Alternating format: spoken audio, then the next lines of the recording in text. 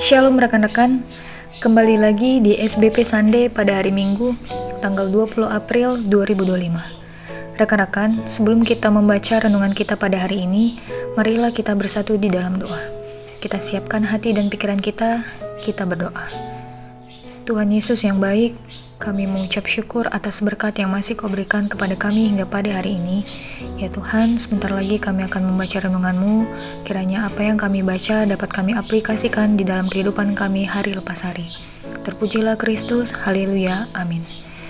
Rekan-rekan, bacaan renungan kita pada hari ini terambil dari kitab Yohanes 20, ayat yang pertama sampai dengan yang ke-10. Kebangkitan Yesus.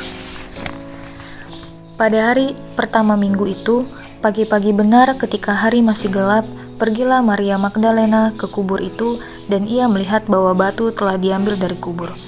Ia berlari-lari mendapatkan Simon Petrus dan murid yang lain yang dikasihi Yesus dan berkata kepada mereka, "Tuhan telah diambil orang dari kuburnya dan kami tidak tahu di mana ia diletakkan."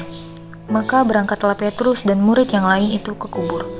Keduanya berlari bersama-sama, tetapi murid yang lain itu berlari lebih cepat daripada Petrus sehingga lebih dulu sampai di kubur.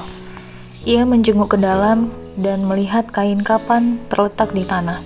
Akan tetapi ia tidak masuk ke dalam. Maka datanglah Simon Petrus juga menyusul dia dan masuk ke dalam kubur itu. Ia melihat kain kafan terletak di tanah, sedang kain peluh yang tadinya ada di kepala Yesus tidak terletak dekat kain kafan itu, tetapi agak di samping di tempat yang lain dan sudah tergulung. Maka masuklah juga murid yang lain yang lebih dahulu sampai di kubur itu, dan ia melihatnya dan percaya. Sebab selama itu mereka belum mengerti isi kitab suci yang mengatakan bahwa ia harus bangkit dari antara orang mati. Lalu pulanglah kedua murid itu ke rumah. Demikianlah pembacaan Alkitab.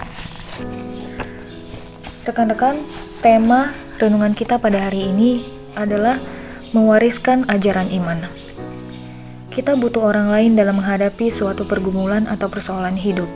Kita butuh teman cerita dan bantuan untuk menghadapinya.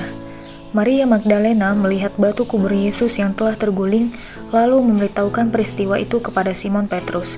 Kemudian, Simon Petrus bersama murid yang lain segera pergi ke kubur Yesus. Maria Magdalena memohon pertolongan Simon Petrus mengidentifikasi fenomena batu kubur Yesus yang telah terguling itu. Murid lain yang disebutkan dikenali sebagai Yohanes murid Yesus, sang penulis Injil.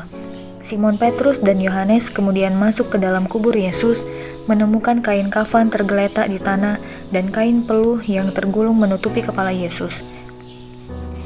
Ini membuat murid yang lain dan Yohanes percaya isi kitab suci yang mengatakan bahwa ia harus bangkit dari antara orang mati. Artinya, setelah mereka menyaksikan kubur itu kosong, mereka mengerti bahwa kitab suci menjelaskan tentang Yesus Kristus sudah bangkit dari antara orang mati. Peristiwa kebangkitan Yesus bagi Maria Magdalena, Simon Petrus, dan Yohanes baru dimengerti setelah mereka menyaksikan peristiwa yang terjadi di dalam kubur kosong itu. Berbeda dengan para murid, kita mengerti bahwa Yesus Kristus bangkit dari kematian sesuai kesaksian Alkitab. Kita mengerti hal itu melalui pendidikan iman yang kita dapatkan dari keluarga dan gereja. Lalu pendidikan iman itu, kita mengerti bahwa kebangkitan Kristus akan membawa kita dalam hidup yang kekal. Maka, sudah tugas kita sebagai pemuda melanjutkan didikan iman itu pada generasi di bawah kita, baik itu lewat teladan hidup atau keikutsertaan kita dalam pelayanan di gereja. Demikianlah pembacaan renungan kita pada hari ini. Mari kita bersatu dalam doa. Ya Tuhan, Juru Selamat kami yang hidup, biarlah kebangkitan-Mu memberikan semangat bagi kami mewartakan kuasa kasih-Mu. Amin. Rekan-rekan, pembacaan renungan kita pada hari ini telah selesai. Dan sampai jumpa di SBP selanjutnya, yaitu minggu depan. Selamat Paskah!